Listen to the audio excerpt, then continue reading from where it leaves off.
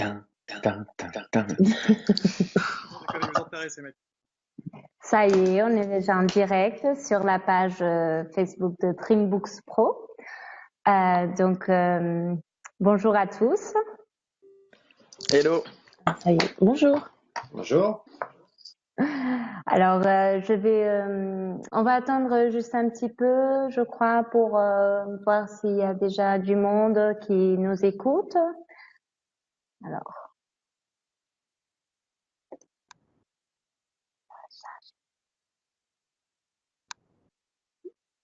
Donc, il y a déjà du monde qui arrive et tout. Commence.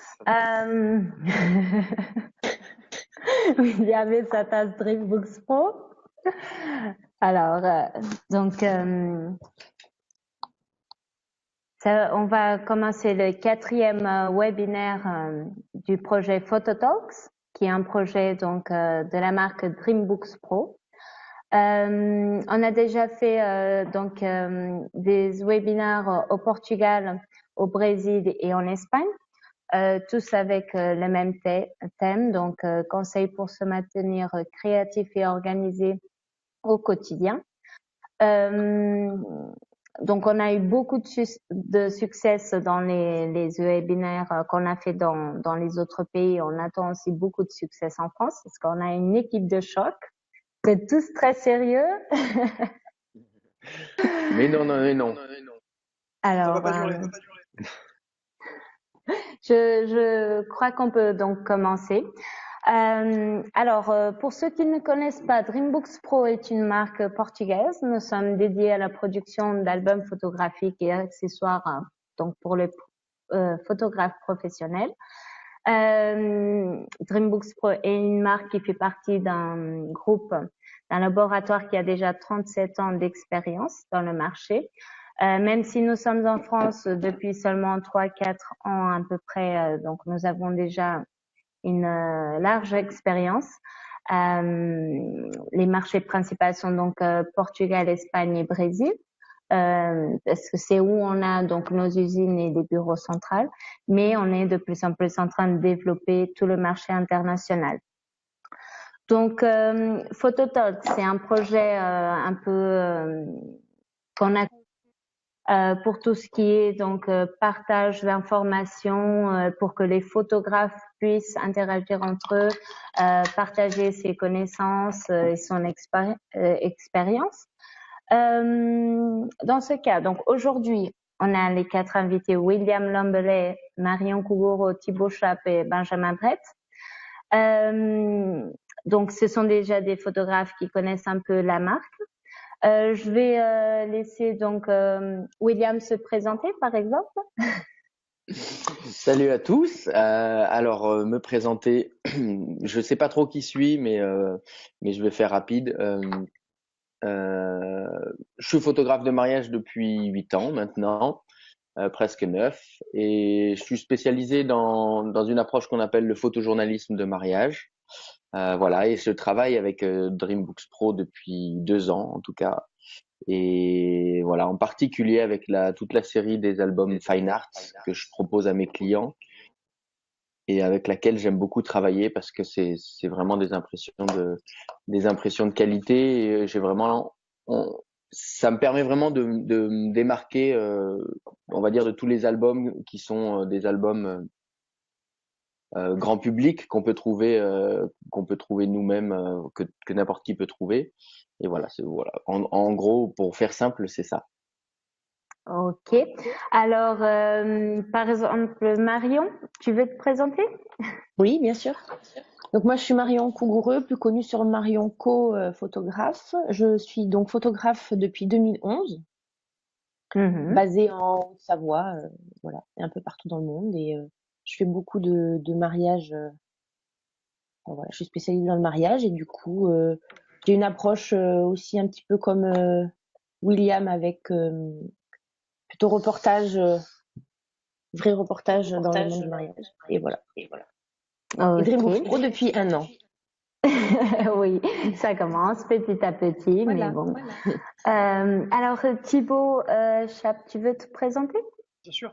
Moi, Qu'est-ce justement, ouais, je suis Thibaut Chape, je suis photographe de mariage à Aix-en-Provence. En tout cas, je suis domicilié à Aix-en-Provence. Je fais exclusivement du mariage maintenant. Ça fait une dizaine d'années que je fais ce métier de la photographie.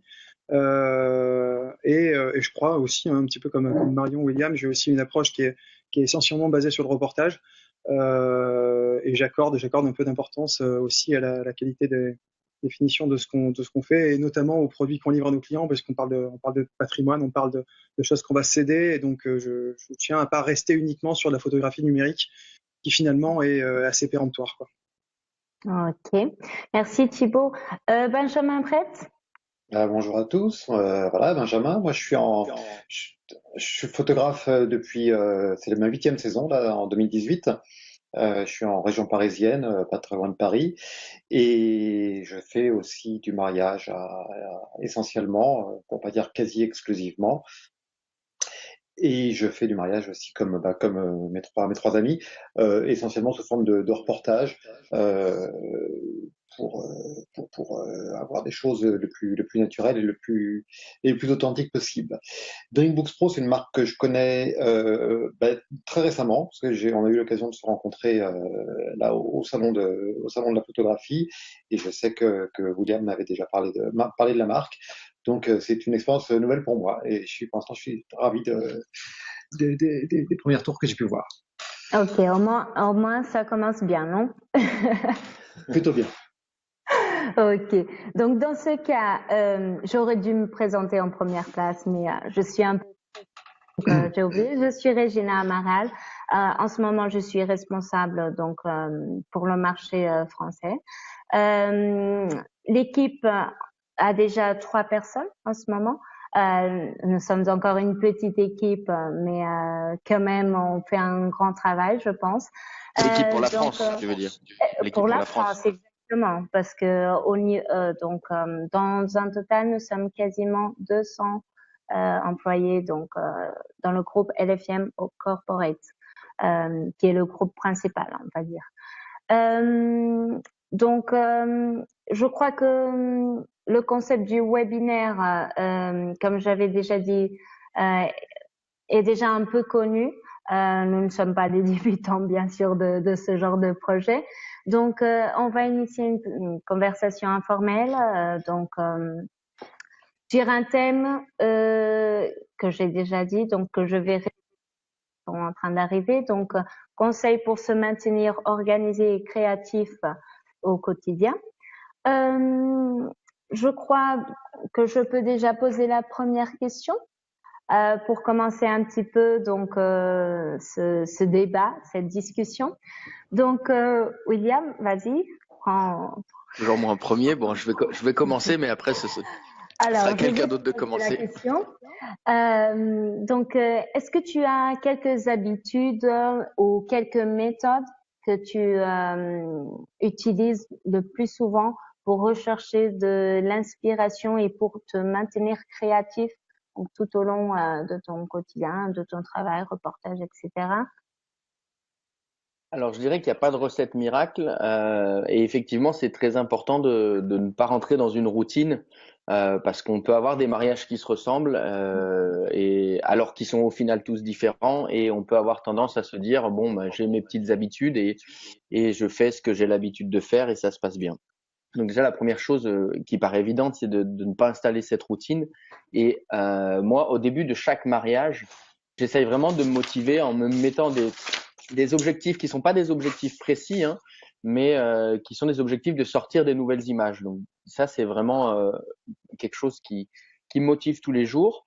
Il y a les concours qui m'aident à ça, c'est-à-dire que ça paraît, je vais pas sur un mariage pour faire des images à concours, mais par contre les concours m'aident à sortir un peu de l'ordinaire et à vraiment développer des nouvelles images. Après, si elles sont pas, si ces concours sont pas ces photos sont pas récompensées en concours, c'est pas grave. Ce que je veux, c'est moi être fier de ces nouvelles photos que je fais.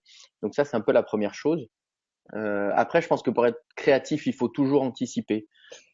J'essaye sur les mariages toujours d'anticiper, de voir ce qui peut se passer, d'avoir toujours un temps d'avance en fait, et ça me permet d'être toujours bien placé et d'avoir des cadres un peu plus créatifs.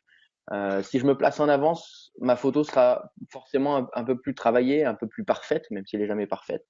Et voilà. Et d'anticiper, il faut vraiment être persévérant sur les images que vous voyez à l'avance et que vous avez envie de faire, et ça permet d'être créatif. Il y a une autre petite chose aussi qui m'aide beaucoup, c'est quand on bosse à plusieurs sur des mariages. Il y a une sorte d'émulation et c'est vraiment super intéressant parce qu'il y a une sorte d'émulation entre photographes. C'est pas du tout un concours, hein, mais voilà, chacun avec sa personnalité. On se tire exactement vers le haut. Voilà. Et ça, ben justement, on en a fait l'expérience il y a pas longtemps avec Marion. On était sur un mariage en décembre en Inde, un mariage en Inde, et on était 4 photographes français. Il y avait Marion, il y avait aussi Dan Petrovic, et puis une autre photographe. Et il s'est créé une émulation pendant ces 3 jours de mariage qui était folle. On a vraiment, on a essayé chacun de sortir le meilleur de soi-même et on se motivait en même temps. C'est-à-dire qu'on n'était pas du tout des concurrents. On essayait au contraire de se motiver. Quand on voyait qu'il y en avait l'un de nous qui avait fait une super photo, qui était et d'aller chercher autre chose aussi. Oui, et ça permet aussi d'aller chercher autre chose. Donc ça, bosser à plusieurs, c'est vraiment, je trouve quelque chose de super pour être créatif. Et je vous encourage à le faire, même si c'est pas des mariages où vous êtes où tout le monde est embauché. Je pense qu'une ou 2 fois par an, ça vaut la peine d'accompagner quelqu'un et voilà de pouvoir travailler sa créativité. Et puis la dernière chose, je vais pas monopoliser la parole, mais la dernière chose, salut, merci. C'est de s'enrichir de plein d'expériences différentes et pas uniquement dans la photographie de mariage. Alors ça peut être dans la photographie de mariage, mais je sais que moi j'ai la chance d'avoir beaucoup de mariages multiculturels et ça m'inspire énormément. Et ça m'inspire même pour les mariages plus traditionnels, plus on va dire occidentaux. Le fait de voir autre chose, je me rends compte que chaque mariage est unique, même si les mariages occidentaux ont un déroulement pour nous un peu plus classique, au final il y a toujours des choses différentes. Et donc on peut s'enrichir comme ça de plein d'expériences, que ce soit dans le mariage ou en dehors. J'ai aussi d'autres projets en dehors du mariage, mais je pense que je vous en parlerai une prochaine fois. Oui, je pense que oui, William. Alors Thibaut, comment tu fais pour te maintenir créatif? Il y a beaucoup de choses qui sont assez similaires au point de vue de William. Ça se ressemble. J'avoue que moi personnellement, je m'interdis, ou en tout cas je ne fais pas l'effort de prévoir à l'avance sur un mariage les photos que je voudrais faire. Je sais qu'il y a des photographes qui disent tiens, ce week-end je vais faire ça ou je vais faire ça. J'avoue que personnellement je le fais jamais. Parce que je connais pas forcément des lieux où je vais, parce que je connais certainement quasiment jamais le type de robe que portera ma mariée, ni la lumière que j'aurai ce jour-là, qui est très dépendante du moment où on y sera. Donc prévoir une photographie dans ma tête que je ne pourrais pas réaliser, c'est extrêmement frustrant pour moi. Donc en gros, je le prévois pas. J'y vais un petit peu comme ça à l'inspiration du moment. Ma créativité, moi, je la cherche plutôt dans l'instinct, mais je regarde beaucoup de choses qui sont pas de la photographie de mariage en fait. Je peux me laisser inspirer par une atmosphère d'une musique comme l'ambiance d'un tableau ou le graphisme d'une œuvre quelconque, d'une sculpture. Je trouve que des fois il y a des lignes et des formes qui sont fortes et qui méritent d'être réutilisées pour témoigner d'un message, parce que finalement la passion qu'on peut trouver dans la gestuelle d'une sculpture, c'est quelque chose qu'on peut réutiliser dans de la photographie de mariage, ou quand on regarde Vogue et qu'on voit de la photographie de mode, ou à un moment ou à un autre, ne serait-ce que la lumière telle qu'elle est faite, ou la dynamique, ou la composition d'une image, ou quand on va voir une exposition d'un des grands maîtres de la photographie, on y trouve des choses qui sont pas de la photographie sociale de mariage comme on l'a fait nous, mais qui peuvent nous inspirer. Donc j'avoue que moi je me laisse inspirer par des atmosphères, des ambiances, plus que par des images déjà préconstruites. Et après, le jour du mariage, j'ai 2 choses que systématiquement j'essaye de garder. C'est me laisser guider par la lumière, entre guillemets, c'est-à-dire regarder en se disant tiens, là cette lumière m'évoque cette ambiance-là, cette atmosphère-là. Se dire on est face à quelque chose qui est plus doux, plus voilà. Donc essayer de composer avec ce qu'on me donne, parce qu'on est quand même très dépendant aussi des conditions de lumière qu'on a.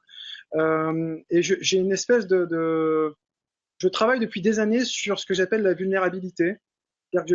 J'accepte de prendre cher en émotion. J'accepte de ressentir l'empathie de ce qui se passe et de ressentir un petit peu l'émotion et l'atmosphère du moment. C'est émotionnellement éprouvant. Mais derrière, par contre, ça m'offre la possibilité en composant avec cette lumière, en utilisant mon inspiration du quotidien qui n'a rien à voir avec la photographie, et en mettant ça un petit peu en mélange, de créer des images qui sont parfois originales, parfois des choses que j'ai déjà faites, mais en tout cas de composer des images qui sont cohérentes et en adéquation avec ce que j'ai vécu dans la journée du mariage. Ok, Thibaut, merci. Je voulais seulement rappeler donc aux spectateurs, on va dire, qu'ils peuvent intervenir, faire des questions, donc poser des questions à nos intervenants. Donc, ils seront disponibles pour répondre à tout, je crois, non? Donc, laissez des commentaires, partagez un petit peu aussi une expérience si vous voulez. Donc, faites-le, s'il vous plaît, pour que ce soit donc une dynamique intéressante pour tout le monde. Alors, Benjamin, comment tu fais? Alors non, mais c'est vrai qu'il y a plein de points communs avec ce qu'ont dit William et Thibaut. Et c'est moi ce que je me refuse de faire en tout cas, enfin que je me refuse de faire aujourd'hui parce que c'était pas le cas dans le passé, c'est de partir avec trop d'idées préconçues. Je préfère y aller un peu à poil, comme on disait tout à l'heure en préparant le webinaire, et partir avec finalement peu d'informations et me laisser guider par ce que je vais trouver, parce que j'ai la sensation que c'est en découvrant des choses, en ayant des surprises, qu'on peut être le plus émerveillé. Moi, je suis plutôt quelqu'un qui s'émerveille de pas grand-chose, et je suis toujours un peu curieux et un peu émerveillé par trois fois rien. Et si on prévoit trop de choses à l'avance, on perd cette notion, cette opportunité de se laisser surprendre. Et ça, je veux pas. C'est pour ça, par exemple, que j'évite j'essaye de pas trop faire des mariages trop souvent dans les mêmes lieux, même s'il y a forcément des lieux qu'on aime bien, parce qu'on est bien accueilli, on sait que ça se passe bien, etc. Pour autant, je me verrais pas faire 10 mariages la même année sur un même lieu. C'est juste pas possible en termes ça installerait une routine que je ne veux surtout pas. Donc ça, c'est une première chose. Parfois, le marié me demande si ça vaut le coup qu'il m'envoie des images ou qu'on fasse des visites avant. Surtout pas. Enfin, ça, je veux pas. Je veux pas savoir comment ce sera. Je veux pas savoir où les mariés vont se préparer. Je veux pas savoir comment sera la salle du dîner, etc. Peu importe. De toute façon, c'est notre travail d'être actif et de faire avec ce qu'on nous met sous le nez. Et donc voilà, partir la fleur au fusil sans idée préconçue, je pense que c'est vraiment ce qui est le plus important, parce que j'ai trop de mariages, enfin trop d'histoires de mariages où j'y suis allé avec 1 million d'idées en disant bah voilà, là je vais faire ça, je vais faire ci, ça va être bien, ouais. Et puis au final non, c'est pas possible. On peut pas faire tout ce qu'on veut, jamais. J'ai eu notamment la chance de faire des mariages enfin je pense à un lieu en particulier qui est juste exceptionnel, et où je suis ressorti de là presque un peu frustré, parce que j'ai passé une journée excellente et le mariage était très bien. Mais pour autant, j'étais avec tellement d'idées, avec tellement d'attentes, que forcément la journée de mariage étant ce qu'elle est, on peut absolument pas tout faire. Et donc je suis ressorti de là presque pas frustré, mais il y avait cette petite sensation de manque en disant bah ouais, mais si j'avais pu faire ça et puis faire ci et puis faire ça. Non, c'est fini. Maintenant j'attends plus rien et je prends ce qu'on me donne, et puis advienne que pourra, quoi. Donc c'est un peu l'état d'esprit avec lequel j'essaie de travailler. Ouais, c'est un peu ce que nous a dit aussi Thibaut, donc c'est à prévoir autant de choses parce qu'après si c'est pas possible, c'est un peu une sensation. Mais ça génère une frustration pas possible et ça nous met dans un mauvais état d'esprit. C'est-à-dire que quand tu as foiré, enfin quand t'arrives pas à faire tes images, tu te dis à l'église je vais faire ça, tu sors ta cérémonie civile religieuse, t'as pas fait ton truc, t'as raté ta journée. Donc concrètement, c'est super compliqué de remettre la machine en marche en se disant allez je vais être bon maintenant, quoi.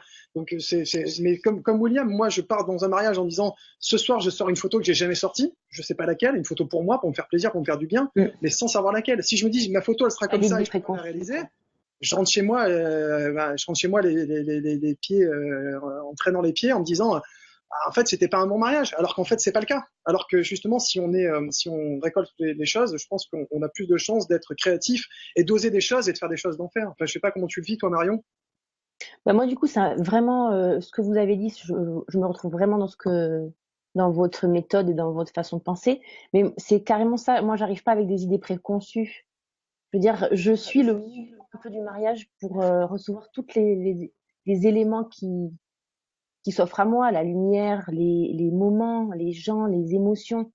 Ça va changer de tous les mariages, en fait. Tous les mariages vont pas être les mêmes. Donc, du coup, c'est vrai que c'est voilà, comme vous, je vais pas me dire, ben voilà, j'ai envie de faire cette photo parce que bah, déjà par rapport au temps aussi, la météo est pas forcément la même, les lumières pareilles. Enfin, voilà.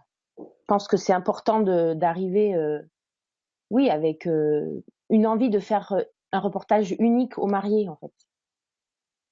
C'est-à-dire moi, que... Allez-y. Non, vas-y Marion. Non, vas-y, dis-moi. Non, mais c'est là où ça peut être un petit peu parfois pas problématique, c'est la relation qu'on a avec nos futurs clients. C'est que eux, paradoxalement, ils seraient plus rassurés parfois de savoir qu'on a déjà bien travaillé dans tel ou tel lieu avec tel ou tel prestataire, etc.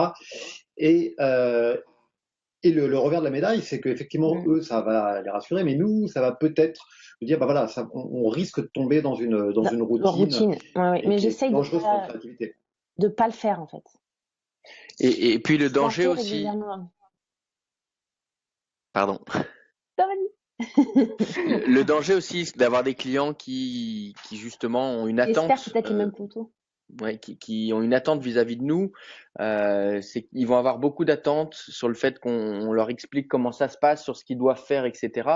Et je trouve que c'est vraiment une très grosse erreur parce que même des mariages qui sont dans un même lieu, ils sont tous différents parce que si les mariés le vivent à leur façon, dans la façon dont ils ont envie de faire les choses, chaque mariage sera unique. Mais si par contre ils s'attendent à ce qu'on leur explique ce qu'il faut faire, où il faut qu'ils aillent, comment ils fassent, comment il faut faire, à ce moment-là, on rentre complètement dans une écriture de mariage qui leur correspondra pas ou pas forcément.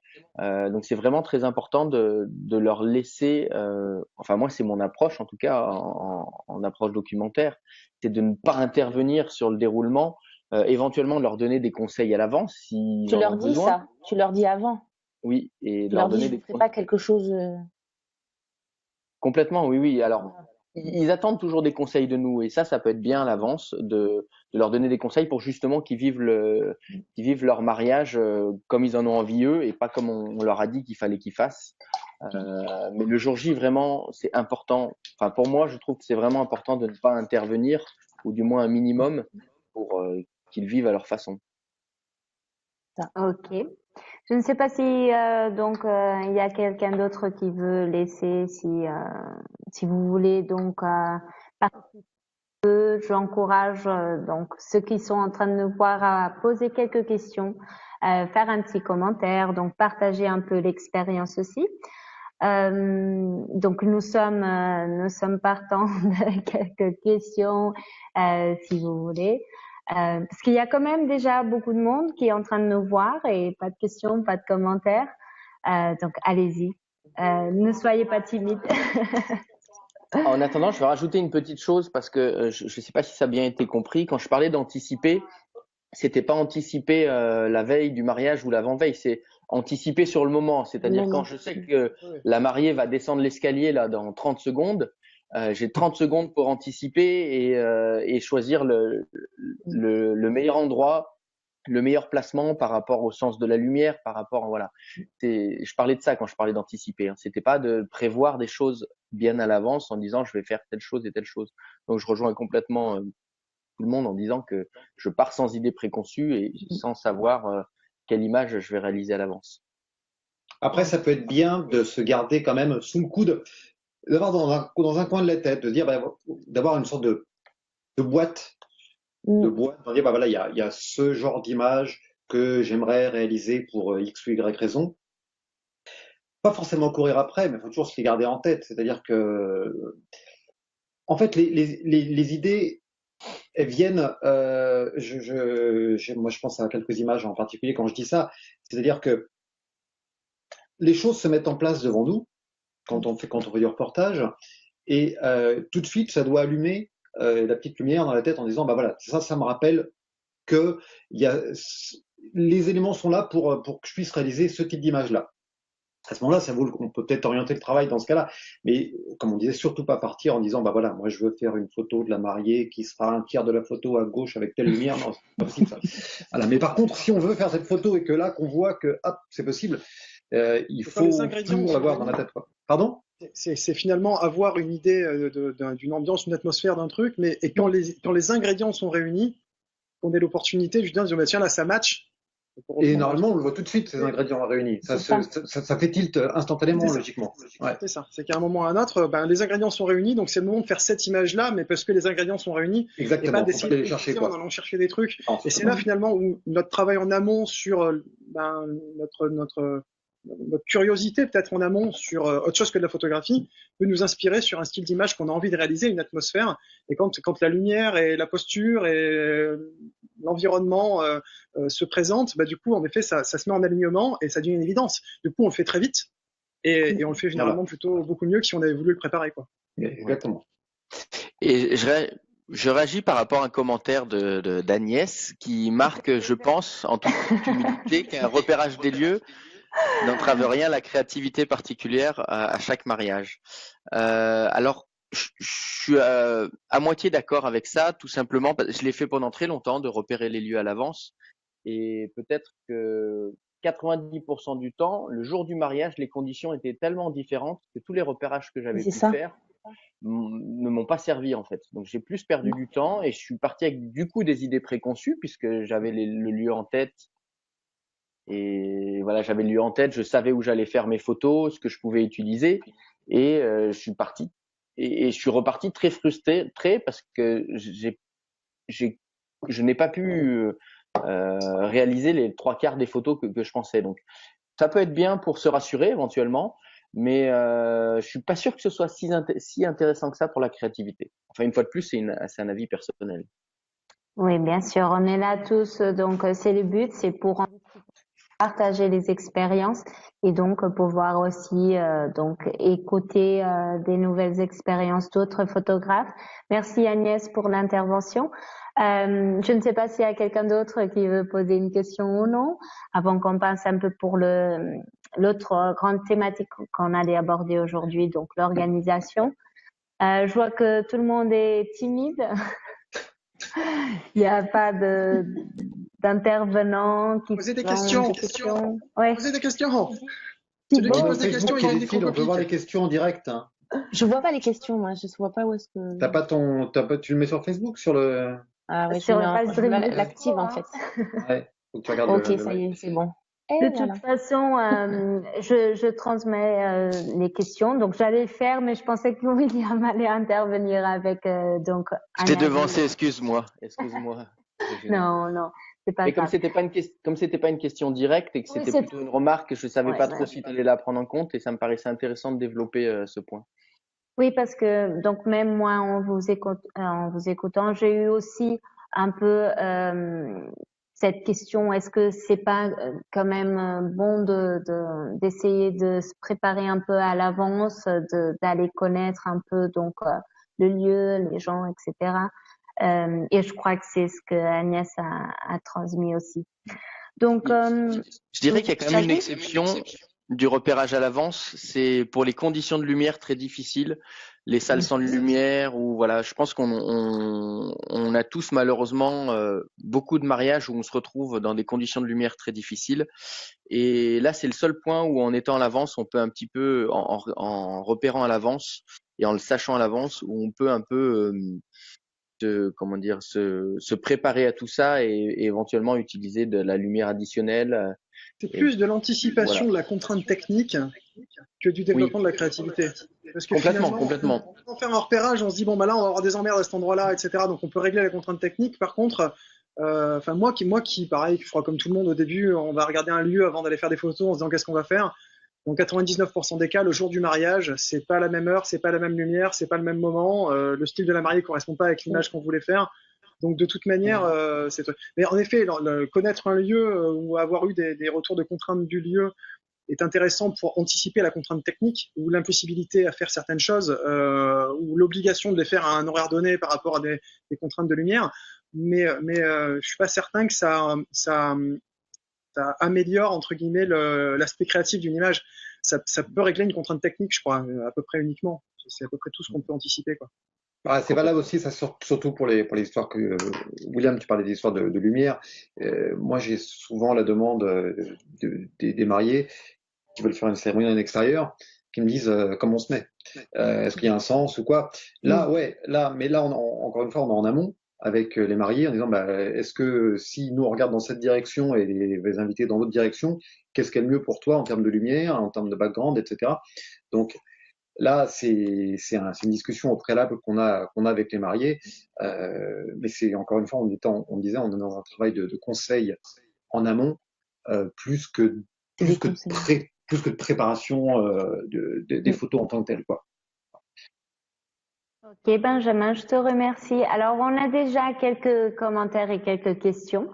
Donc, on a Julien Maria. Bonjour à toutes et à tous. Merci pour ces partages. Pour vous, les photos de couple sont dirigées. Quel est le meilleur moment pour vous? Donc, c'est une question de Julien. Je ne sais pas qui veut répondre en première place. William, il aime beaucoup faire des photos de couple très dirigées. Moi, je vais répondre en dernier pour changer. Moi, personnellement, je peux répondre. Évidemment, comme tout bon photographe, on va te dire que c'est bien de se le faire quand la lumière elle est bien. Donc évidemment que on peut pas toujours faire des photographies. C'est pas toujours pertinent de faire de la photographie de couple à midi, un 15 août à Marseille, parce que la lumière est compliquée. Néanmoins, ma façon de voir les choses à moi, c'est que je fais des photos de couple quand on a il y a deux options. C'est-à-dire que soit on les fait pour faire des super images et on les fait, on émet une contrainte dans la journée du mariage en disant voilà, vous voulez des photos comme ça et on les fera à telle heure parce que c'est comme ça qu'on les fait. Et là, en effet, on dirige un petit peu le débat. Soit j'ai plutôt tendance à dire à mes mariés, on fera les photos quand on a le temps et quand ça vous arrange et quand c'est pertinent et quand c'est le moment pour vous. J'ai un gentil marié à moi d'il y a quelques années. On doit voir certainement une photo à lui là-bas, là, dans le coin, là, ici, là, voilà. Il est photographe de mode. C'est même un très bon photographe. Et au demeurant, lui, il m'a dit, mes photos de couple, on les fera à midi, au mois de juin, à Aix-en-Provence. Je l'aurais bien giflé, mais bon, je l'aime bien. Et je lui ai fait des photos de couple à midi à Aix-en-Provence, et elles sont cool, ces photos. Alors, c'est différent de ce qu'on aurait pu faire à 18h, voilà, mais j'ai tendance, moi, à laisser un petit peu libre cours aux contraintes qu'on a dans la journée et à essayer de composer avec ce qu'on donne, parce que ça fait du sens pour moi de raconter les choses telles qu'ils ont voulu les faire et pas forcément telles qu'elles auraient été confortables pour moi. Après, si leur demande, c'est d'avoir des images qui sont waouh, dans un style donné, on va les aiguiller sur la contrainte technique. Mais là, on en revient à la contrainte technique. Là, c'est ça, encore une fois, tu dis là, tu te laisses guider en fait parce que tu rencontres. C'est exactement la même chose que du reportage. Là, ton marié, lui, sa contrainte à lui, c'était de les faire à ce temps-là, au même titre que d'autres contraintes qui sont la contrainte de lumière dans un lieu, qui sont des contraintes de lieu, de météo. C'est une contrainte comme une autre avec laquelle à laquelle tu t'es adapté, même si tu le dis toi-même que c'est pas ce que tu imaginais, ce que tu aurais toi naturellement proposé. Donc voilà, encore une fois, c'est un bon exemple, là, ce que dit Thibaut, d'une contrainte comme une autre. Là, c'est une contrainte vis-à-vis des personnes, mais voilà, il a su s'adapter et faire quelque chose avec.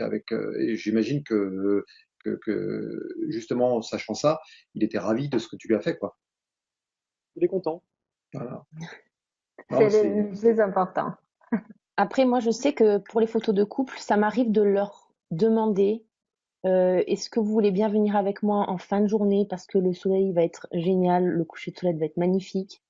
Et c'est souvent qu'ils viennent. Donc, je rajoute une petite... Alors, soit on les fait comme les garçons à 12h, j'en sais rien, 13h, 15h. Des fois, c'est entre 16 et 17h. Et ça m'arrive de les rappeler, de leur dire venez avec moi, c'est le moment clé pour avoir une super photo. Et généralement, ils sont ravis. Donc, ouais. Voilà. La fin de journée, c'est un peu cliché de dire ça, mais c'est vrai que moi, j'aime pas passer trop de temps sur les photos de couple. Même Et en général, mes clients non plus. Enfin, vous savez comment sont les Français notamment. Il faut quand même pas poser, etc. Donc on passe pas beaucoup de temps et finalement le bon moment, la fin de journée, ça arrange tout le monde en général. En général, ça arrange tout le monde. Ça arrange le photographe parce qu'il y a une jolie lumière. Et puis les moments stressants pour les mariés, ils sont passés, les cérémonies sont derrière eux et puis ils ont bu quelques verres déjà aussi au cocktail. Et ça aide vraiment. Mais c'est pas des bêtises, hein, ça aide Les bien. inhibes. Toi aussi, c'est ça? Ah ouais. C'est ça. Donc finalement pour tous ces aspects-là, c'est pas mal aussi quoi. Moi, je crois que je préfère faire plusieurs séances dans la journée. Eux, ça les, voilà, ils ont pas 2 heures dans un parc en fait. Ah non, ça c'est même pour nous, on parle de créativité Non, beaucoup, mais oui. pour nous, en termes de créativité, on est beaucoup plus à fond 3 fois 5 minutes qu'une fois 30 minutes. Hein, je veux dire, en termes d'énergie, en termes de réflexion, si on écoute un petit peu le lieu et la lumière, il y a toujours une solution qui est meilleure que les autres. Et si on épuise tout ce qu'on peut faire sur un endroit, on perd toute notre énergie pour le reste de la journée. Donc c'est certain que c'est plus confortable même pour nous en termes d'image et puis pour tout le monde. Quoi. Quitte à leur redemander, enfin moi je sais que je fais ça, en soirée, moi j'aime bien faire des photos de nuit avec eux et souvent ce que je fais c'est que bon bah voilà, si j'ai une idée qui me vient pour un truc dans la nuit que je vais préparer pendant le dîner parce c'est un moment plus calme, etc. Je vais les voir, je leur demande bah éventuellement on peut le faire là quand vous avez 5 minutes et pour moi tout est prêt, ça nous prendra 2 minutes et puis vous retournerez manger votre fromage. Mais voilà, faut que ça soit un time slot rikiki quoi. Faut surtout, moi dans mon truc c'est que je veux pas leur prendre du temps de partage avec leurs invités. On n'est pas là, enfin c'est ma philosophie. Je pense qu'on est que des prestataires, d'accord, et on n'est pas là pour leur prendre du temps sur le moment de partage. Il y a des gens qui viennent de loin, qu'ils n'ont pas vu depuis longtemps, donc je vois pas pourquoi il irait passer 2 heures avec un photographe et pas 2 heures avec le cousin qui a traversé la terre entière pour venir les voir et qu'ils n'ont pas vu depuis 2 ans. Ça n'a pas de sens. Et toi, William, tu n'as rien à dire?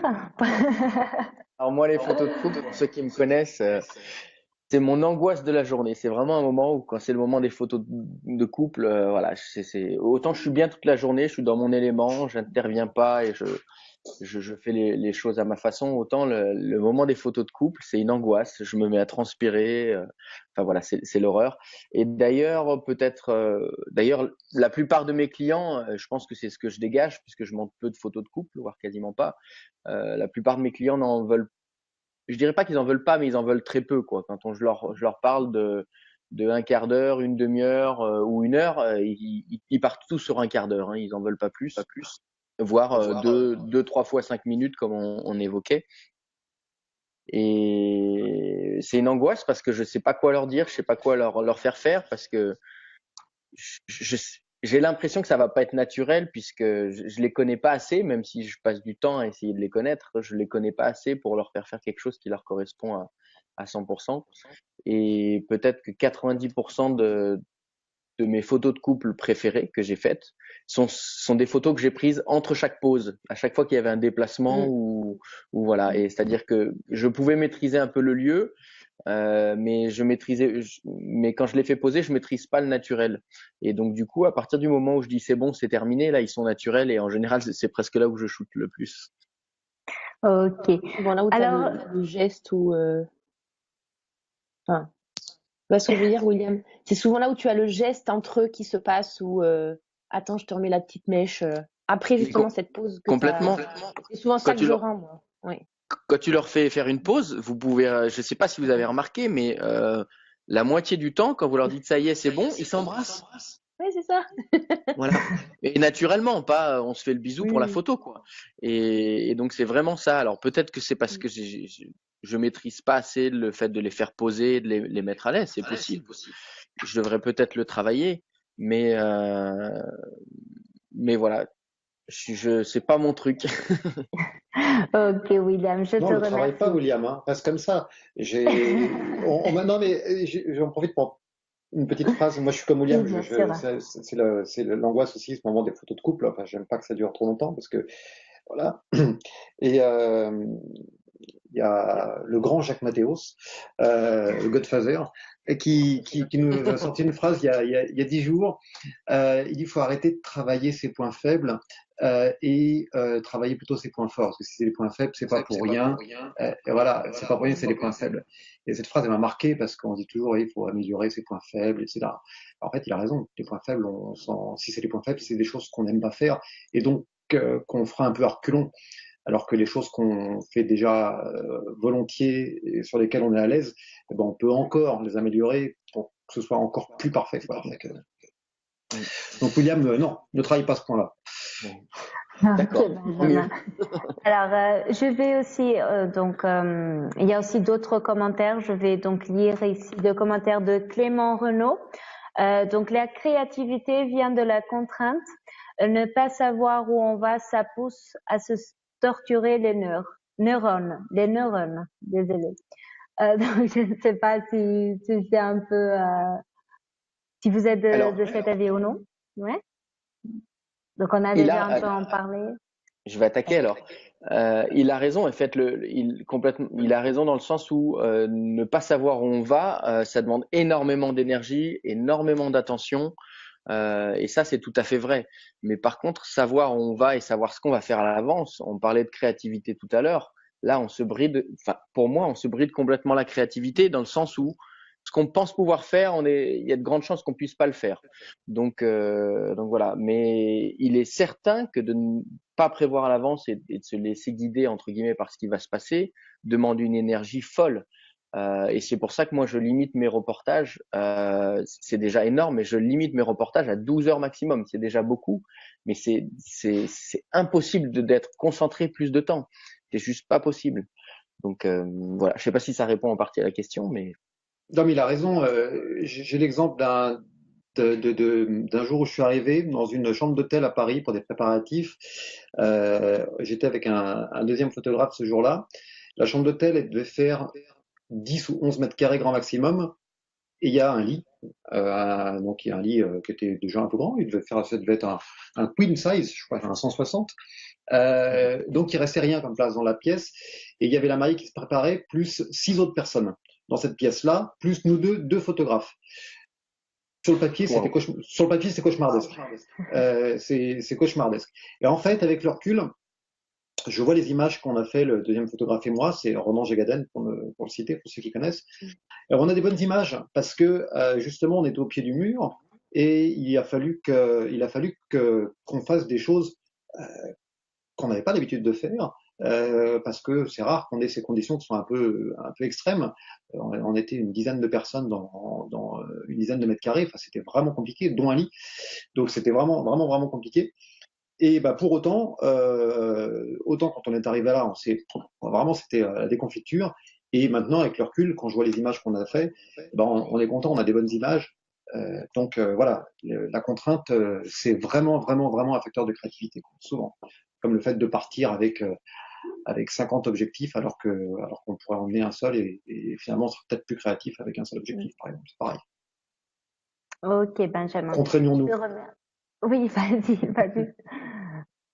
Non, je dis il faut, voilà, contraignons-nous. Pardon. Ah, ok. Donc, il y a aussi un autre commentaire de Tristan Perrier. Alors c'est une question même. Est-il possible d'avoir votre méthodologie créative pour faire les livres Dreambooks Pro? Très belle question. Merci Tristan. Donc ça, c'est un peu à William, non? Alors, s'il parle de la mise en page, moi je suis un petit peu moi je suis un petit peu à l'ancienne pour ça, c'est-à-dire que je suis très less is more, c'est-à-dire que je leur conseille de mettre beaucoup moins de photos dans leur album. Parce qu'ils arrivent toujours avec une sélection de 150 photos, donc je leur conseille vraiment d'en choisir beaucoup moins, mais de choisir les photos les plus fortes. Et là, je pense qu'on a un rôle de conseil justement là-dessus, et parce que pour eux, ils vont vouloir mettre vraiment plein de photos qui sont des souvenirs. Et c'est sûr que ces photos sont n'importe quelle photo, même si elle n'est pas techniquement parfaite, est un souvenir et importante pour l'héritage familial. Maintenant, je pense que pour l'album, s'ils veulent vraiment raconter l'histoire, il n'y a pas besoin de mettre, c'est mon avis personnel, il n'y a pas besoin de mettre 120 photos 40, 50 photos qui sont fortes et qui racontent vraiment l'histoire. Si on a des photos assez fortes, assez composées, dans laquelle chaque photo raconte une histoire, 40 ou 50 photos peuvent être suffisantes. Et dans ce cas-là, c'est une photo par page. Pour moi, c'est une photo par page. Je crois qu'il y a plusieurs façons de concevoir un album. C'est-à-dire que pour avoir beaucoup discuté de ça, et là j'ai passé 2 jours avec un photographe italien, David Bastianoni, que certains doivent connaître, qui m'a parlé de ses albums, et lui il fait des albums, ils sont des centaines de pages dedans. Je crois qu'il y a nos mariés par définition, avant même qu'on leur pose peut-être la question de l'album, envisagent ça comme un recueil de bonnes images. Je mets toutes mes photos préférées à l'intérieur, comme ils font leurs albums photos de vacances en fait. En mode je vais prendre toutes les photos que j'aime et je vais les mettre dedans. Voilà, en gros c'est un petit peu ça. Un peu comme moi je cuisine, que je mets tous les épices qui me plaisent dans mon plat, sans chercher à comprendre. Il y a ceux qui, comme peut-être moi ou toi, ont tendance, William, à faire à essayer de raconter l'histoire de la journée, à faire un reportage où on va témoigner de ce qu'on a vécu, à essayer de faire une ligne directrice et finalement de permettre aux gens de revivre. C'est la gestion du patrimoine photographique et familial d'une famille. Hein. C'est de se dire aujourd'hui, on va vous livrer un album qui vous permettra de permettre à vos petits-enfants de vivre la journée de votre mariage, ce qui est relativement unique. Et qui est une expérience incroyable qu'on a la chance de pouvoir vivre des années et des années après. Et c'est vrai, avec un fil conducteur qui est celui, a priori, de la journée. Et après, il y a une dimension supplémentaire à ça où certains photographes, et parfois sur certains de mes albums, je fais ça aussi, j'ai le fil conducteur de la journée, mais j'ai aussi l'histoire de la famille qui va autour. Et là, on intègre finalement aussi, en dehors du fil rouge de la journée du mariage, qui est quand même le thème même de cet album, ça reste un album de photographie de famille. Donc après, le nombre d'images, etc. Et la composition d'album, parce que je crois que c'était ça la question de Clément, je crois, excuse-moi si je me trompe de c'était de se dire comment est-ce qu'on composait nos albums. Je crois qu'avant de commencer à acheter des images, il faut se poser la question de savoir qu'est-ce qu'on veut raconter dans cet album. Est-ce qu'on veut mettre un recueil de bonnes photos comme voilà. Est-ce qu'on veut raconter l'histoire de la journée? Est-ce qu'on veut raconter l'histoire de la famille au cours de cette journée, ou l'histoire de la famille en général. Et je crois qu'une fois qu'on sait un petit peu le fil conducteur, où est-ce qu'on veut aller d'un point A à un point B, et bien on commence à choisir une structure avec une logique de mise en page, comme quand on fait un scénario. Et là, on rentre dans des problématiques de storytelling. On pourra discuter de ça pendant des heures et des heures, parce que c'est fascinant et extrêmement intéressant. Mais je crois qu'avant même de se poser la question de savoir qu'est-ce qu'on va mettre comme image à l'intérieur, il faut se poser la question de savoir pourquoi, pour qui, comment et qu'est-ce qu'on veut raconter avec cet album en fait. C'est comme ça que j'oriente mes mariés. Je suis 100% d'accord avec toi, Thibaut, mais même cette question-là, elle doit se poser avant le reportage. Connaître le contexte familial est hyper important et ça va complètement orienter la façon dont tu couvres la journée, la façon dont tu photographies les choses. Et donc, indirectement, ça doit se retrouver dans tes photos et donc dans ton album. Mais de toute façon, le storytelling, c'est pas uniquement la façon dont tu colles tes photos dans l'album, c'est comment tu vas capter ce qu'il y a à capter pendant le jour de ta journée, etc., etc. Donc, à un moment ou à un autre, c'est aussi ça, à mon avis. Moi, je sais que je réfléchis à ce que j'ai à raconter dans la journée au fur et à mesure. C'est pas en rentrant le soir en me disant, j'aurais dû faire cette photographie-là parce que c'était important. C'est un peu tard, quoi. Donc c'est vrai que moi j'anticipe pas mal. Je prends le temps de discuter avec mes mariés avant sur le contexte familial, sur les histoires parfois compliquées d'une famille, qui permettent d'y voir plus clair et d'offrir quelque chose qui témoigne de la réalité de ce qu'ils ont envie et de ce qui correspond à ce qu'ils ont vécu. Complètement. Ok Thibaut, donc merci.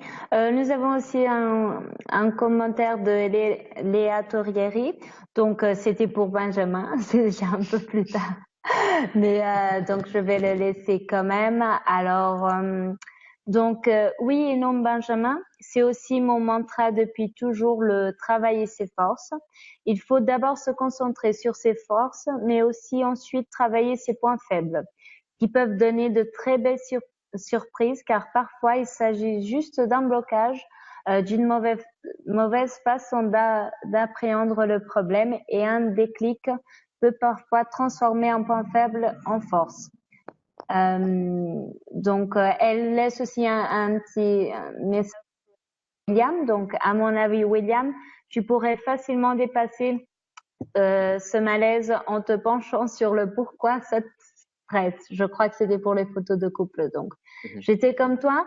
Ça va nettement mieux depuis que j'ai compris pourquoi, et surtout que je n'avais pas besoin de les faire poser.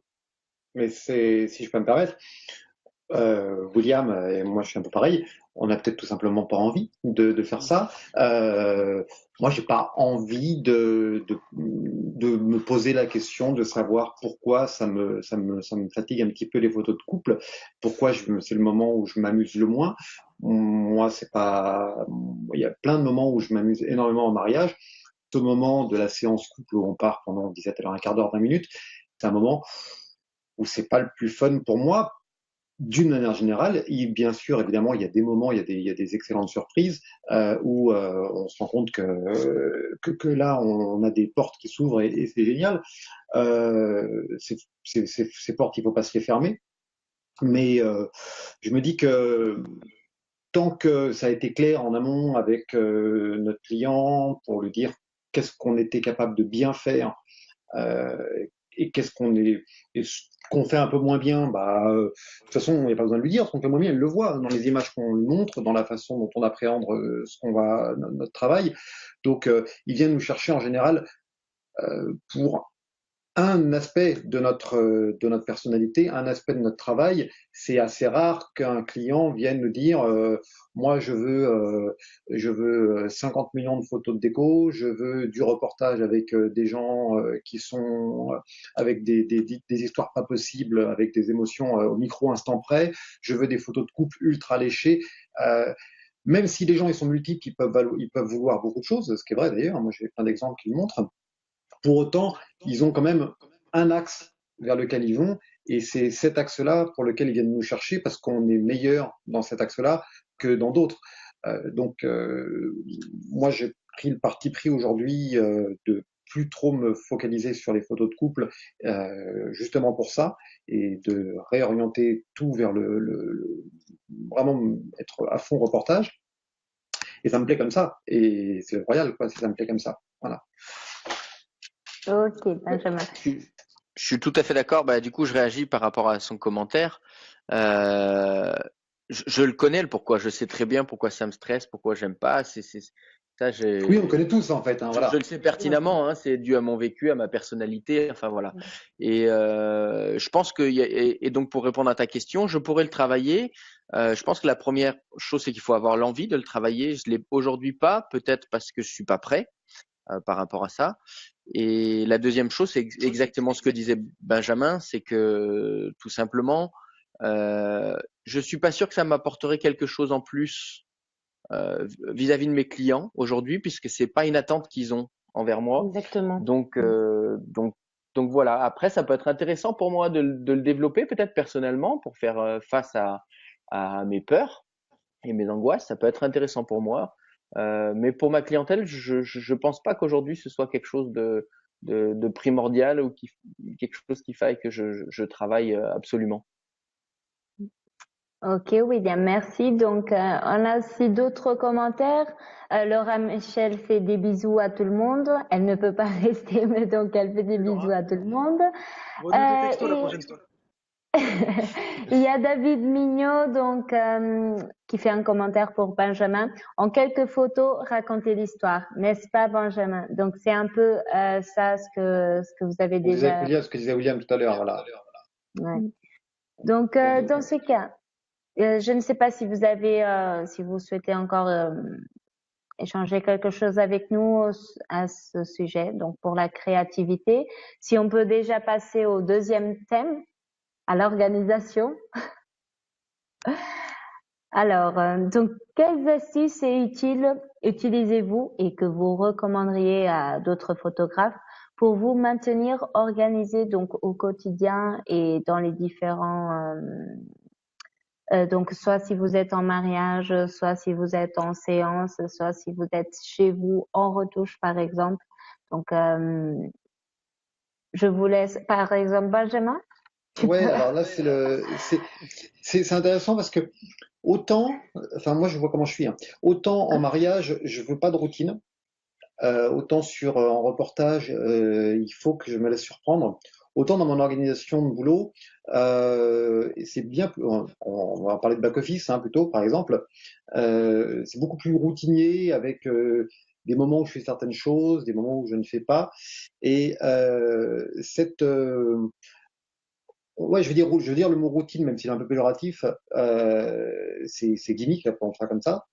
Et ben, là, ça m'aide à m'avoir du temps qui est libéré dans ma tête. C'est-à-dire de pas savoir que, même si on en parlait tout à l'heure en antenne, qu'il y a toujours des facteurs qui font que on est sollicité à 1000 moments de la journée. Moi, je sais que j'arrive à peu près à savoir ce que je fais dans la journée. J'ai des horaires assez fixes. En général, voilà, moi j'ai globalement des horaires de bureau, hein, c'est-à-dire c'est du 9h, 18h30 à peu près. La pause déjeuner est toujours au même moment, parce que c'est un peu comme un grand-père, mais c'est ça. J'ai mes rendez-vous hebdomadaires au sport qui font que c'est à heure fixe, etc. aussi. Donc tout ça fait que, mine de rien, ça s'est construit, l'organisation de la journée de bureau, elle s'est construite un peu naturellement en fonction de toutes ces contraintes ou envies, et c'est parfait comme ça, et j'ai pas la sensation de me laisser déborder, même si on a beaucoup de choses à faire, on a toujours beaucoup de travail à faire. On aime bien dire qu'on est débordé, parce que quand on n'est pas débordé, c'est qu'on n'est pas quelqu'un d'intéressant. Il faut toujours dire que je suis débordé pour se raconter. Pardon? Si on n'est pas débordé, c'est qu'on est organisé. Moi, malheureusement, je manque comme tout le monde d'organisation. Et pour moi, être débordé, c'est pas une chance. Au contraire, c'est que je me suis laissé déborder. Se laisser déborder, c'est parce que justement, on n'a pas anticipé la charge. Et c'est toute l'histoire de ma vie, hein, au quotidien. Attention. Mais pour autant, j'ai pas l'impression d'accumuler tant de choses en retard que ça, parce que, comme je disais, il y a des choses qui sont à heure fixe. Et c'est variable d'un jour à l'autre. C'est-à-dire que il peut y avoir des moments mail qui peuvent être le matin, ou des moments mail qui peuvent être l'après-midi, peu importe. Mais j'arrive à garder une certaine structure comme ça qui peut varier d'un jour à l'autre. Alors, il y a 2-3 outils qui aident à être organisé. Moi, j'aime bien. Effectivement, il y a des feuilles volantes, ça c'est l'outil cool. Mais il y a un outil que j'aime bien de to-do list. Enfin, il y en a des millions, des choses pour rester organisé sur des logiciels. Le mien, il s'appelle, je vais vous le dire, je le démarre en même temps, comme il s'appelle Wunderlist. Wunderlist, je sais pas comment on dit, W-U-N-D-U-R-L-I-S-T. Et j'aime bien ce truc-là, c'est vraiment tout bête. C'est vraiment un truc pour cocher ce qu'on fait, et avec des dossiers, et ça m'aide pas mal. Voilà. Ok. Et toi, Marion, comment tu fais? Moi, je pense que je fais un peu comme Benjamin, dans le sens où le matin, je vais répondre à mes mails, mais je pense que je vais y répondre assez rapidement. Je vais pas me prendre. Si je reçois un mail, je vais être assez réactive. C'est ce qu'on discutait aussi tout à l'heure avec William hors antenne. Je pense que maintenant, il faut être très réactif pour répondre aux clients. Enfin, en tout cas, moi, je suis exigeante en moi-même, donc je pense que nos mariés le sont aussi, je pense. Enfin, c'est mon avis personnel. Mais en tout cas, voilà. Donc les mails, je réponds très rapidement tout au long de la journée, et après, je passe. Voilà, quand je fais un mariage, j'essaye d'être assez organisée pour pouvoir le faire dans la semaine. Pas traîner et passer à avoir 3-4 mariages à traiter en même temps. Ah ouais, c'est pas possible. Ça, c'est le cauchemar, ça. C'est le cauchemar. Je sais qu'il y en a qui ont plein de mariages en retard, mais moi je ne peux pas. C'est-à-dire qu'après, on n'a plus envie de retomber sur le 5e, celui qui était il y a 5 semaines. C'est pas possible. D'autant moi, que, déjà, ça c'est sûr. Oui, d'autant, Marion, que comme tu disais, les gens, ils attendent, ils demandent une réactivité pour les emails. Ils demandent une réactivité pour tout aussi, quoi. Donc c'est dans leur intérêt aussi que tu puisses traiter les images en peu de temps. Et je trouve que quand on se dit spécialiste de mariage, pour moi, l'été c'est consacré qu'au mariage. C'est-à-dire que justement, je veux que ce soit être réactive au niveau du rendu des photos et me consacrer qu'à eux, quoi. Je vais pas commencer à prendre 10 séances dans la semaine, parce que sinon c'est pas possible. Enfin, en tout cas, moi, je pense que tout le monde est d'accord avec moi, ou peut-être. Oui. Oui, par contre, je sais, moi personnellement, je sais que pertinemment, plus on avance dans la saison des mariages, plus le délai est long, parce qu'on peut avoir enchaîné 2 voire 3 mariages par semaine. Et je pense que ce qui est important, c'est surtout ce qui est important, c'est de les prévenir à l'avance. Oui, voilà. Et avant, j'essayais vraiment de les de les rendre le plus rapidement possible, et je me mettais une pression qui faisait aussi que j'essayais d'aller vite dessus. Et alors que des fois, je préfère me dire leur donner 1 ou 2 semaines de plus en délai, et vraiment prendre le temps, parce qu'il y a des choses qu'on peut pas prévoir et qui se rajoutent toujours. Oui, mais ça, je suis d'accord. Pendant très longtemps, je me faisais un calendrier en disant, bah voilà, là j'ai tel mariage, et derrière sur mon calendrier, je bloquais 3 jours en disant, bah là c'est pour le post-traitement, l'exportation, etc., etc. Et ça ne marchait jamais. J'avais toujours des choses en plus à faire. Donc j'avoue que je le fais plus trop. Je le fais, mais je ne me stresse plus si j'arrive pas à le suivre, en tout cas. Voilà, non mais c'est ça. Après, moi, j'essaye de le faire parce que je pense qu'avoir une journée pour soi, c'est ce qu'on disait aussi tout à l'heure, c'est hyper important. D'arriver sur un mariage. Surtout en pleine saison, ouais. Ben oui, c'est ça. Donc je pense que le lundi, mardi, mercredi, on passe sur. En tout cas, moi, je n'ai pas de bonne formule, mais en tout cas, c'est ce que j'essaye de faire. Et passer 3 jours sur ça, avoir le jeudi ou le vendredi. Enfin, après, on peut aussi bouger d'endroit, donc on a peut-être des déplacements à faire. Mais avoir le jeudi pour soi, je pense que c'est pas mal, en tout cas. Ouais, sauf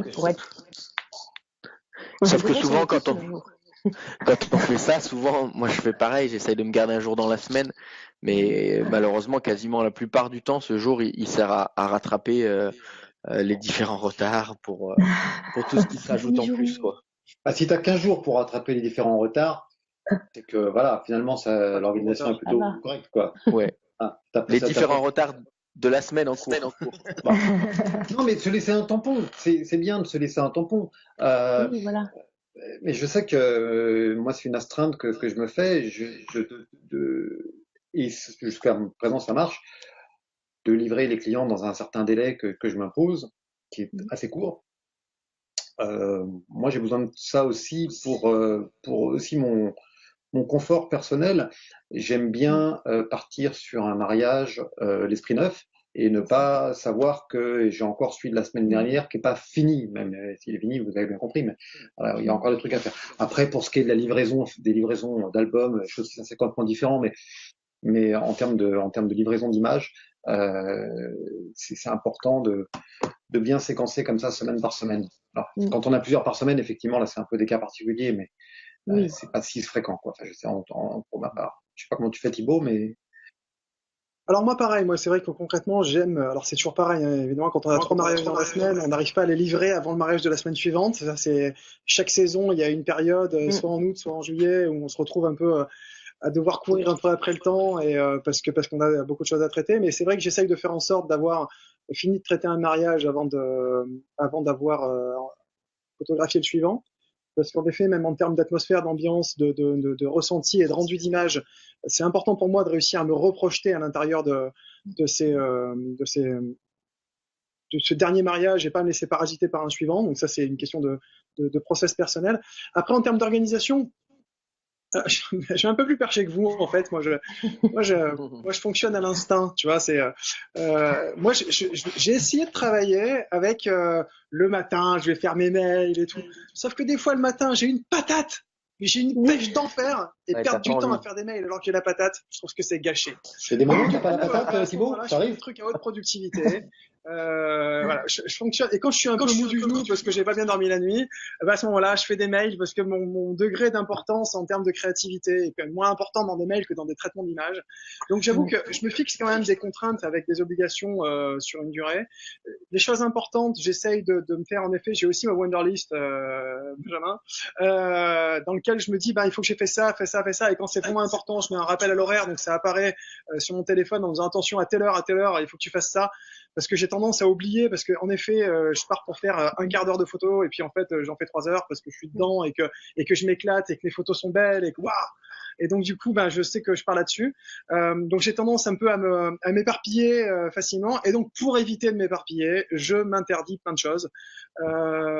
J'éteins mon téléphone, je coupe les notifications, je laisse pas mes mails venir, parce que je sais que quand je vois une notification d'email avec marqué William Lamblay vous a envoyé une photo, j'ai envie d'aller voir. Voilà. Et donc du coup, ça m'empêche de bosser, etc., etc.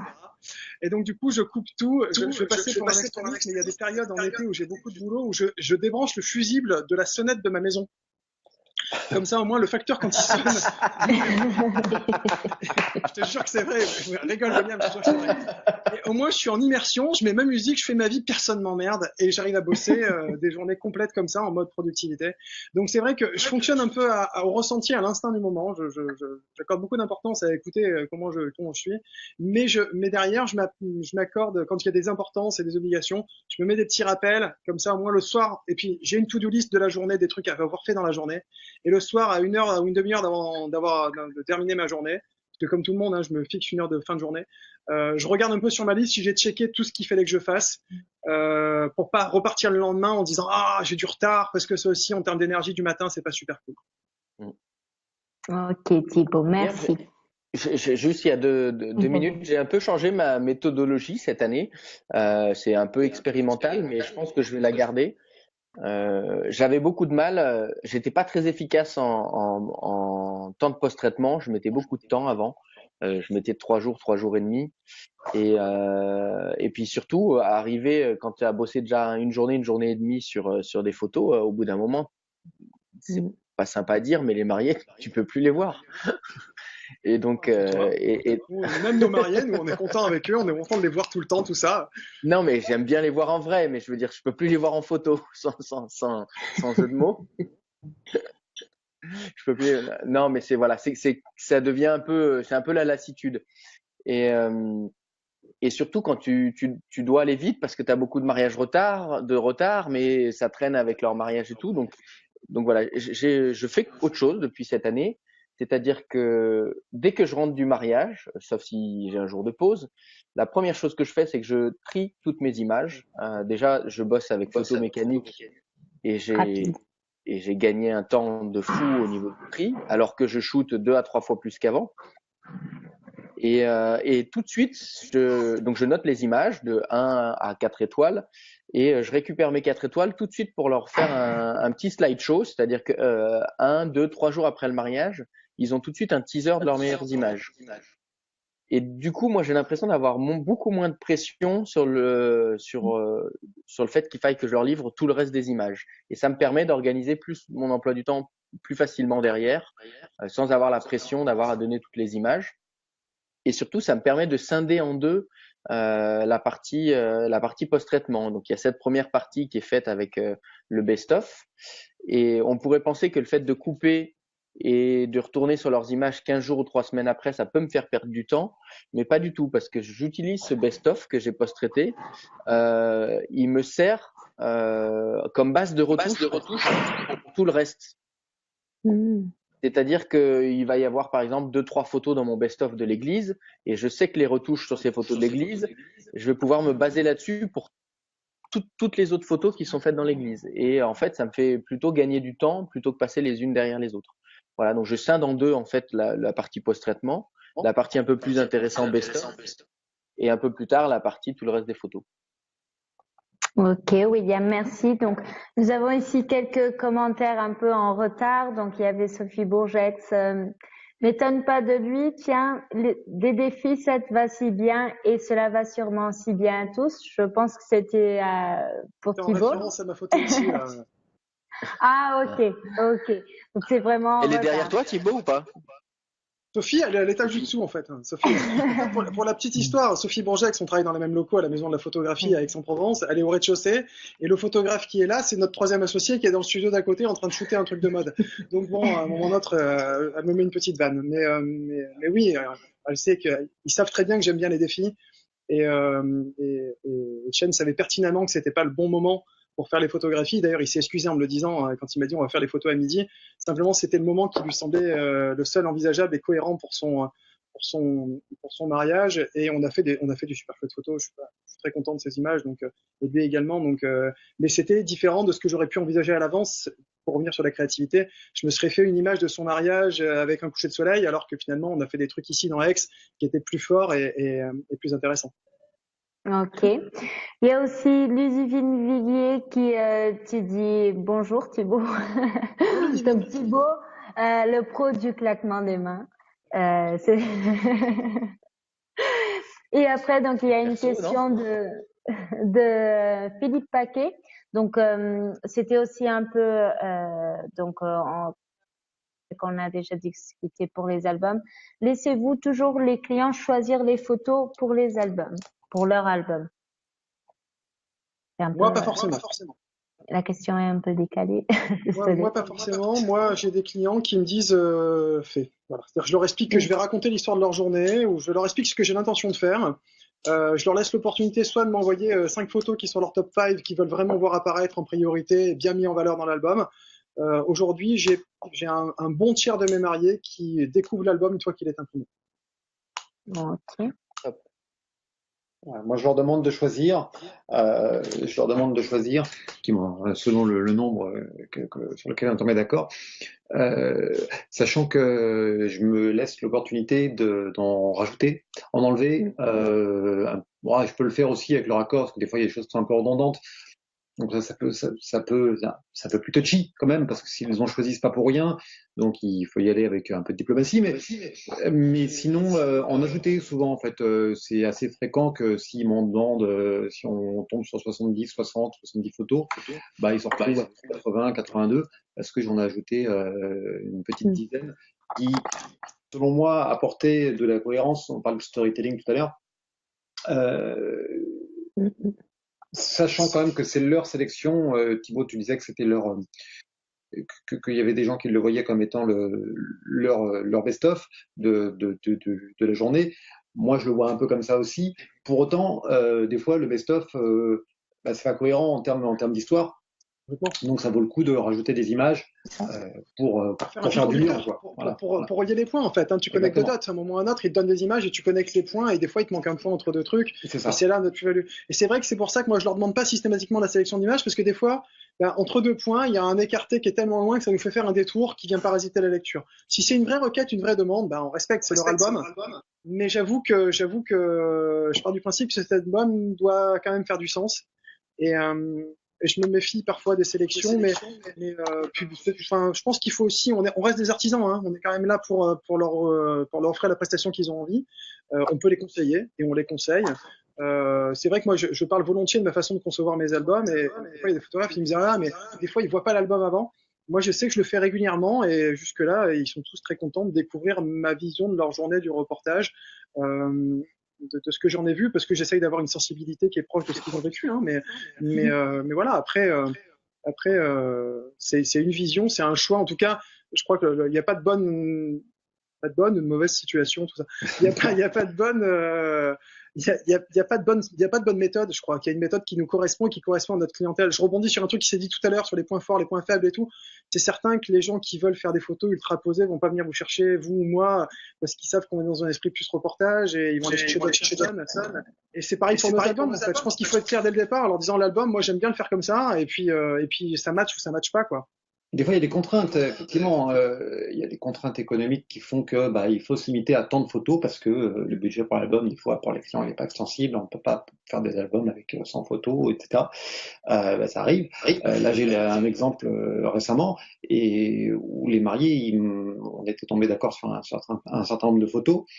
Et je vois sa sélection, ça s'est arrêté au cocktail, alors qu'il y a la soirée était dingue. Il n'y a pas une photo de la soirée.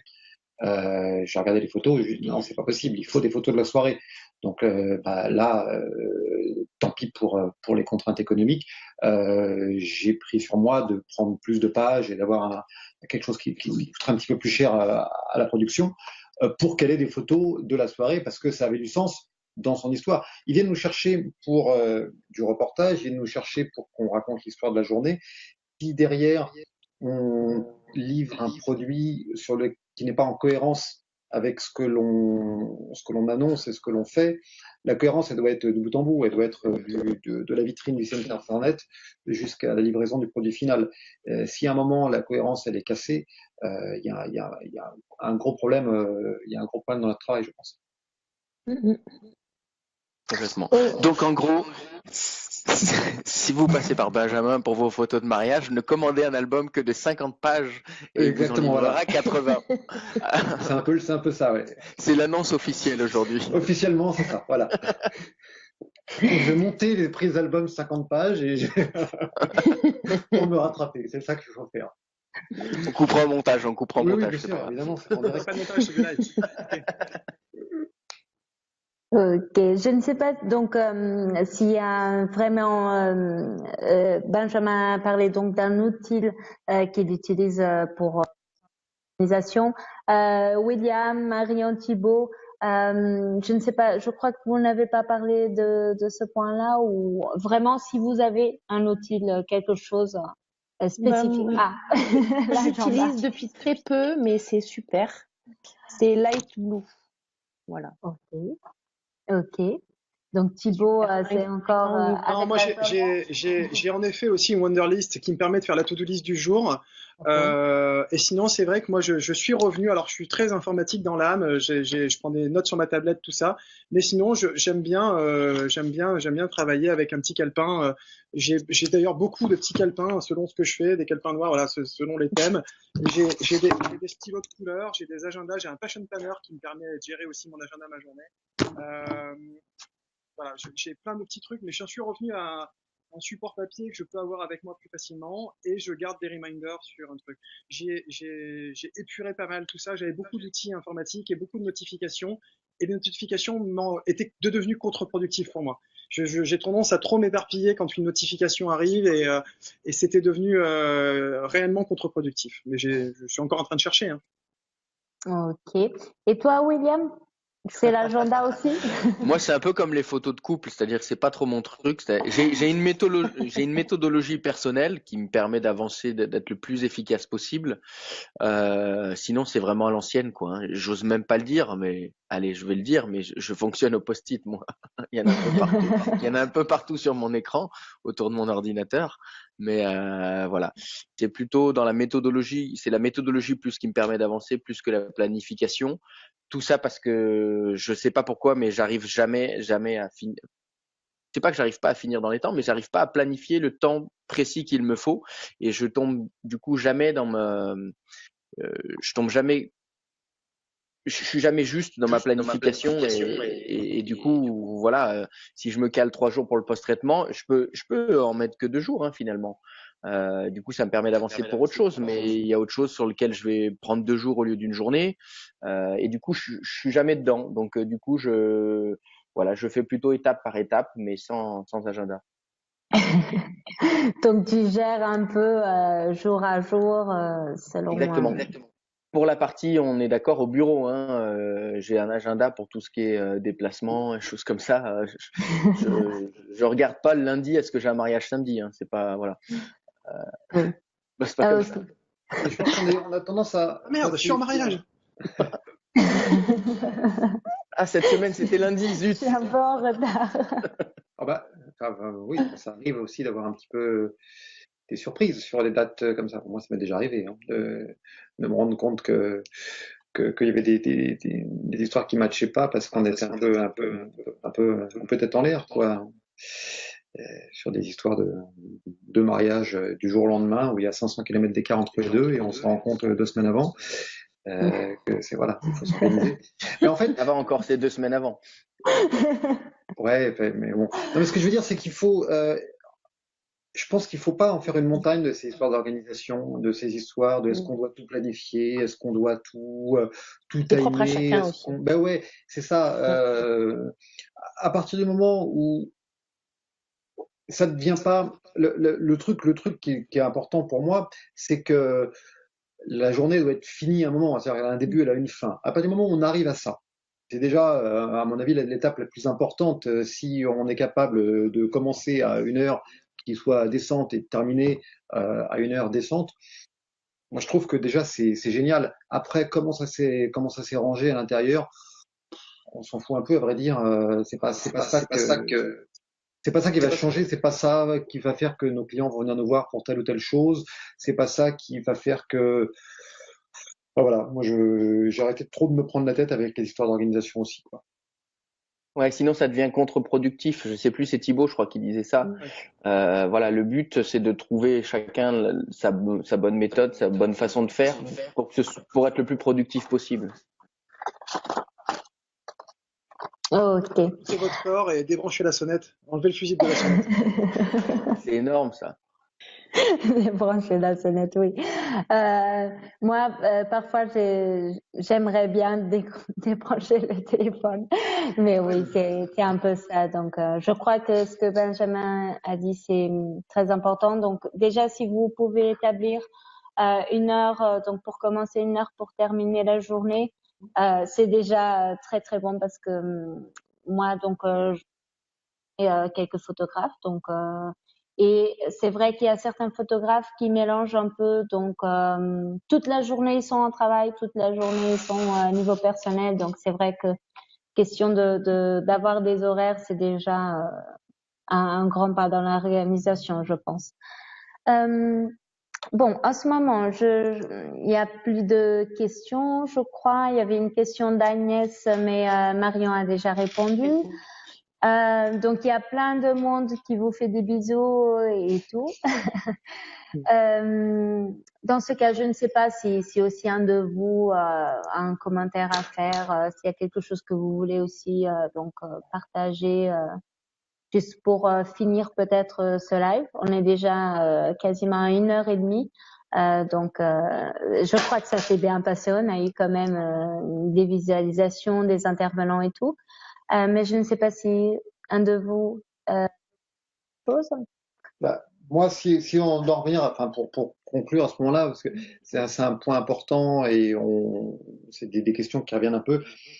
L'histoire de la créativité, pour moi, c'est avant tout une sorte de curiosité et de surprise. Donc, à partir du moment où on se laisse la possibilité de se faire surprendre, la créativité, elle vient, enfin, pour moi, hein, mon expérience, elle vient tout de suite. Voilà, on est tout de suite plus enclin à créer quelque chose à partir d'éléments qui nous surgissent à la figure comme ça. C'est vraiment précieux. Et parallèlement à ça aussi, on en parlait tout à l'heure, c'est bien aussi de se ménager des petits moments d'introspection. Moi, je sais que ça passe par le sport où je suis lorsque je fais du sport, je suis souvent seul. Où c'est un gros travail de brainstorming sur ces moments-là où il y a rien parce que c'est la course à pied. Donc quand on court, on est tout seul. Et pourtant, on est tout seul, mais je suis jamais plus productif en termes de brainstorming que lorsque je cours parce qu'il n'y a rien d'autre à faire que penser. Et c'est génial d'avoir ces moments-là. Si ces moments, on peut les avoir plusieurs fois par semaine, ça permet vraiment de se laisser une opportunité de se déconnecter du quotidien, des notifications constantes, même si c'est 1 heure, 2 heures, c'est pas grand-chose, mais en 7 heures et en ces 2 heures, pardon. Ouais, faut se l'imposer, ouais. C'est ça, faut se l'imposer. C'est vraiment précieux et de toute façon, c'est du temps qui n'est vraiment pas perdu pour le travail. Ça, c'est une vraie surprise et c'est incroyable. C'est du temps de travail aussi. D'une autre façon, c'est du temps de travail également. Ok. C'est marrant, c'est marrant, Benjamin, parce que je suis assez d'accord avec toi sur le fait que moi, le sport m'aide beaucoup Alors, contrairement à toi, par contre, je fais un sport où j'ai pas le temps de penser. Parce que sinon, je pense à trop de choses et presque ça. Voilà, c'est pas mon esprit qui se repose. Donc voilà. Par contre, ça me permet de me reposer l'esprit, de faire du sport, de me dépenser et d'être beaucoup plus efficace après. Donc c'est marrant. On a le même besoin. Enfin, c'est pas ça. Le sport nous aide tous les deux à être efficaces, mais pas de la même façon. C'est ça. En fait, c'est pas le sport en fait qui m'aide à être efficace, c'est le fait d'être seul. C'est ça. En fait, je pourrais aller me balader de la même façon. C'est pas tant c'est juste la contrainte de la pratique de ce sport qui fait que je suis seul à ce moment-là et donc que je suis seul avec mes pensées. Et voilà, c'est un peu différent. Ok. Bon, je ne sais pas quel est votre avis, mais peut-être donc on pourra finir. Je crois qu'on va tous aller donc déjeuner, non? Pour Oui, on a faim, après là. reprendre les mails et tout. Non, je rigole, mais Thibaut, faut remettre ta sonnette. ah oui. Non, mais là, je suis au studio, donc voilà. Je vais remettre la sonnette et puis je vais aller prendre l'apéro, ouais. C'est bien midi quelque Bon, part. en tout cas, donc je voulais vous remercier donc Merci à toi. pour cette partage, pour cette expérience. Donc Dreambooks Pro, c'est-à-dire l'équipe est contente de vous avoir donc dans cette expérience. On fera d'autres webinaires. Donc peut-être pas avec la même équipe, bien sûr, pour varier un petit peu, mais quand même on pourra donc vous inviter à nouveau. Pas les quatre en même temps, mais donc on espère que cette dynamique continue. On aura donc d'autres thèmes si jamais après vous, soit tous les intervenants veulent suggérer donc des thématiques à aborder qui soient importantes pour les photographes. Donc vous savez déjà. C'est vrai, oui. Je vais t'enlever le. Donc vous pouvez nous Yann, faut que contacter. tu prennes rendez-vous chez le médecin, ça va pas du tout. Donc les gens peuvent nous contacter de diverses façons. Donc le Facebook est la façon la plus facile, je crois. Donc j'ai ma page Facebook, on a la page Facebook de Dreambooks Pro. Donc nous sommes toujours disponibles. On a les contacts mail et téléphones sur les sites. Donc s'il y aura d'autres questions après, parce que la vidéo va rester disponible. Oui, ça va. Désolé. Donc, si vous avez des questions, n'hésitez pas à en poser. Et bon, je vous dis merci encore une fois et à bientôt. Merci à toi, Régina. Bye bye. Bye bye. Ciao.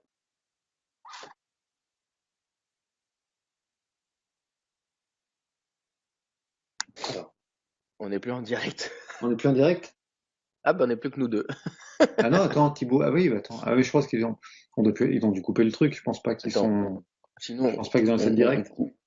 On coupe et on se reconnecte. Je sais pas. Bon, de toute façon. Je sais pas. Non, mais elle a dû couper, je pense. Elle a dû couper. Bon, voilà, c'est bien passé, il n'y a pas de raison. Non, mais c'est vraiment une discussion. Hein. Moi, Bah oui. j'étais juste pas attendu à ce qu'elle me demande de présenter, donc j'ai pas trop su quoi dire. Mais sinon, le reste, c'est une discussion entre nous. Bah ouais, c'est ça. T'étais pas trop stressé, si? Ah non, non, non, non, non. Non, mais c'est encore une fois ce que disait Regina. On parle de ce qu'on connaît, quoi. Donc a priori, on n'est pas. Enfin, c'est notre quotidien, quoi. Il n'y a pas de piège, hein, de toute façon. Bah non, il n'y a pas de piège, fallait pas se faire. Voilà. Mais c'est vrai que non, mais c'est marrant ce que tu dis sur les photos de couple. Hein. Je suis exactement comme toi. Hein. Je suis. Ah merde, c'est maintenant. Oh non, on va peut-être retarder un petit peu d'une demi-heure, tu vois. C'est marrant parce que je trouve que ça se ressent pas, parce que tu en montres quand même des photos de couple. J'en montre, ouais, parce que c'est peut-être ta façon d'être moins stressé, d'être créatif avec les lumières, les choses comme ça. Et non? C'est ça, c'est-à-dire que si j'en montre parce que celles que je montre, je les trouve plutôt sympa. Pour autant, c'est pas là où je m'amuse le plus, comme on disait tout à l'heure. Vous êtes en direct coupé. Qui c'est qui dit Annie? Merde, Annie, il faut couper. On est en direct. Non, mais attendez les gars. On est tous les trois en direct sur la page de Dreambooks. Alors c'est le moment. Alors, on annonce une promotion chez Dreambooks aujourd'hui. On est en direct? Pour toutes les commandes passées avant 14h, un mug Dreambooks Pro est offert. Voilà. À Thibaut Chap. Ça c'est génial. On va se déconnecter alors. On va se connecter entre nous. T-shirt offert. Allez, bisous, salut. Une bouteille de Banois. Attention. Bon, ben si on est en direct, on vous laisse. Bah écoute, voilà. C'est très bien. Il y a marqué diffusion. On a une antenne. Ah, t'as de la boîte rouge, toi. Moi, j'ai de la boîte verte. Dis donc. Est-ce qu'on peut continuer cette conférence, en fait, juste puisque, allez, soyons un peu impertinents, on a la chance d'être sur le système, là. Et donc, on a l'opportunité d'avoir une tribune ouverte sans avoir le modérateur, tu vois. Donc, j'ai un peu l'impression d'être en colonie de vacances et que les moniteurs sont partis. Tu vois, là, je retrouve mon âme d'enfant. Donc, j'ai toujours laissé la sonnette débranchée. Allez, sale gosse. On va se la faire comme les youtubeurs. Envoyez des cœurs, envoyez des pouces, si vous voulez qu'on fasse des conneries sur la page, etc., etc. Non, soyons pas. les mots que vous voulez qu'on place dans la prochaine conversation. On fera un bingo comme ça. Ce serait pas mal, un bingo, exactement. Un bingo des mots, ça c'est un très bon concept. J'ai trop d'idées. Bon, sur ce, je crois qu'on va rendre l'antenne. Ouais, on va être pertinent et gentil, ça va être bien.